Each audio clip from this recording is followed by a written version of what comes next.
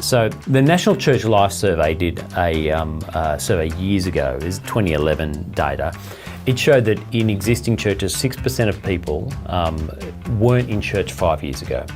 When we did a study in 2016 of the church plants in Australia, one of the things that we found was that same figure was 33%. It's 5 times more effective in a church plant environment in those first few years than in established churches.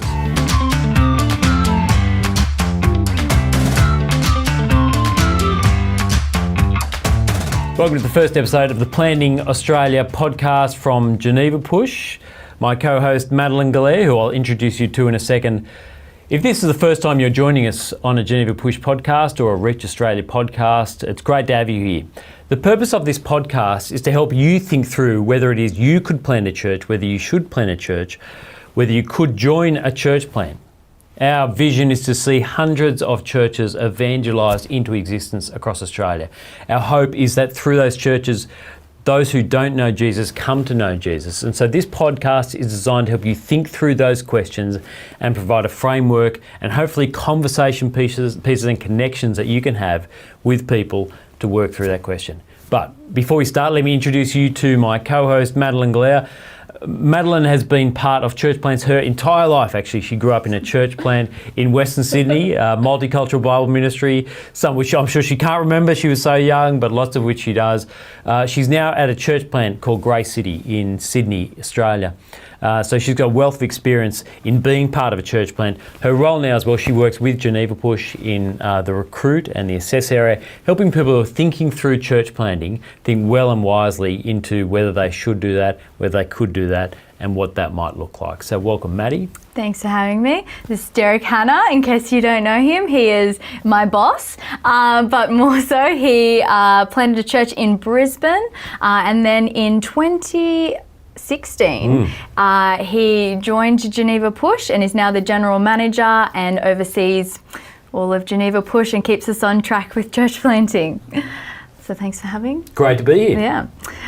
So as we kick off this series, we're going to start by thinking through, do we really need to be church planting? Every church began as a church plant, and with several established churches all across Australia, some with vacancies and needing more ministers, more gospel workers. The question we really want to start with is, why do we need more church plants? Why should we be church planting? And we have a few reasons today which we're going to unpack. So I'll hand it over to you. So this is a key question because a lot of time people are thinking through, we do have a separate church which is vacant, so why plant? Let me give you 3 reasons for church planting. If you've been in and around Geneva Push at all, you'll have heard some of these reasons, but they are compelling reasons and we need to keep reminding ourselves of them. The first one is this, and it feels like a motherhood statement, this, no one's going to disagree with this, but the first reason is this: people desperately need the gospel in Australia. People desperately need the gospel. If we take optimistic figures about what church attendance is like, there's around 5% of people in Bible-believing churches across Australia. 5%. With Australia's population ticking towards a 25 million mark, that leaves about 23 or so million people who don't know Jesus, who aren't in those churches. There are more churches closing in Australia than there are opening each year. For many Australians, Christianity is associated with narrow-minded moralism. The church is haunted by past failures, people who it should have cared for that it didn't, and Christians have gone to the defensive. There's a bunker mentality there. For many as well, the rise of secularism and the apathy that a comfortable life brings in Australia has dulled them to what they would see as the need for the gospel, wondering whether they can just live life without God, without spirituality. And there's been a growing establishment, a growing societal norm that promotes unexamined tolerance as the basis for our interaction. We don't push back on anything, we don't push into anything, we just accept. And that has led to some church leaders and some churches winding back an evangelistic urgency, winding back the offensiveness of the gospel sometimes, and the controversial aspects of the gospel. But proclaiming the gospel is inherently offensive to me, to everyone who's not in a relationship with God. but we have descended at points in church to just an acceptance that we can rebel against the creator of the world and things will be okay. Look, that's the first reason. There is a desperately urgent need for the gospel in Australia. Yeah. And because even with the complexities, I guess, of our culture now, people are broken and people need, they still need an answer to why they exist, to the brokenness of the world. They need the truth. And yeah, people need Jesus now. It's not that they need him more now than they did previously. The lost has always been the lost, either with Jesus or without. But it's becoming harder for people to know someone who's a born-again Christian, to have a local church in their area that they can go to. Absolutely. More people from more nations with less exposure to the gospel in Australia. It is a matter of gospel urgency.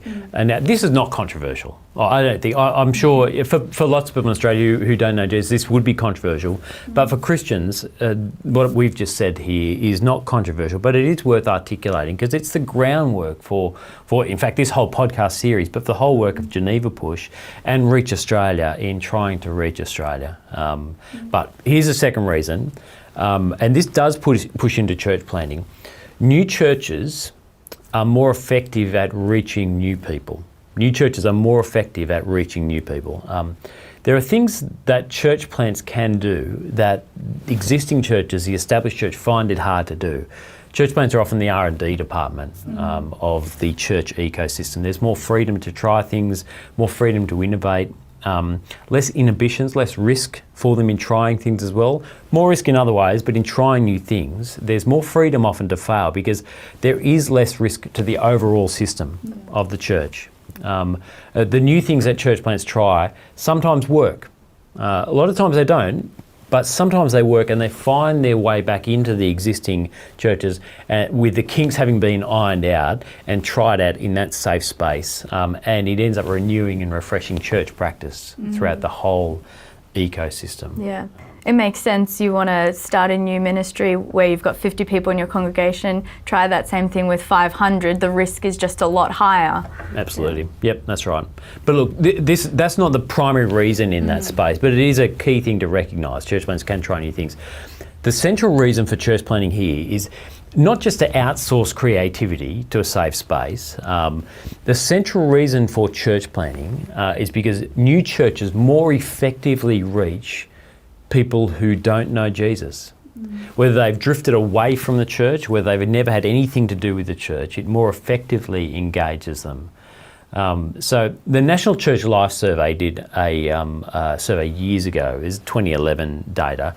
It showed that in existing churches, 6% of people weren't in church 5 years ago. So they were either de-churched, that is, they drifted away, or they'd never had anything to do with church, they were unchurched. When we did a study in 2016 of the church plants in Australia, one of the things that we found was that same figure was 33%. It's 5 times more effective in a church plant environment in those first few years than in established churches. The second reason to plant church is not just to outsource creativity, although that is a side benefit of it, an important one. The secondary reason is this: it's a biblical and effective strategy for reaching those people who don't know Jesus. It is one of the most effective strategies we can have, and it's a biblical strategy. If we're going to reach Australia, then we have to plant. Planting is not optional in this. Yeah. So we've got the first reason, which is the 23 million in Australia who don't know Jesus, so there is a need. Church plants, secondly, are more effective at reaching the lost. And what is our third reason? All right, here's a third one. This question of whether you strengthen existing churches or you plant new churches, they don't have to be in competition. And in fact, they shouldn't be in competition. In fact, what we've realised in the Geneva Push and the Reach Australia network for both planting and establishing, these two things go hand in hand. If you're going to have a healthy gospel ecosystem, you need both. It's not an either-or question. It's a both-and question. We must do both. There are more than enough lost people to go around. And we cannot be precious about our patch. The thing we must treasure is the plight of the lost without Jesus, and we must be convicted about their eternal destiny and not about our legacy. And so since Australia is in such dire need of the gospel, we should pursue all biblical avenues to reach the lost, all of them. And so we do need to strengthen existing churches, and Reach Australia is doing that as well within this movement. But we also need to plant new churches alongside that without being precious. We need to see healthy, multiplying, evangelistic churches that have an urgency to reach the lost. And therefore, we need to plant more churches.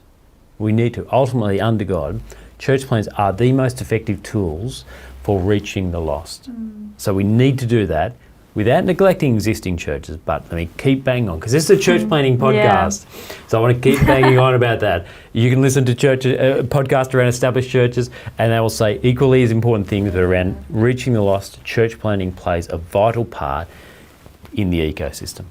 So if you were going to plant a church, where would you go? Who has no viable gospel witness? Where needs a church plant?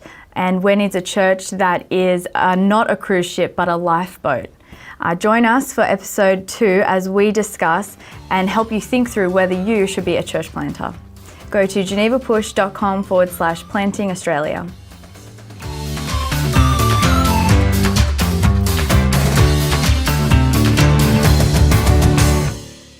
You feel good to do cat-cows? He's really gotten into the gym. It's really... Oh, It's really... I normally do yoga this morning. I couldn't do that. Welcome to Church Planting Australia podcast. I don't know why I don't have that down. Church Planting Australia. It's logical.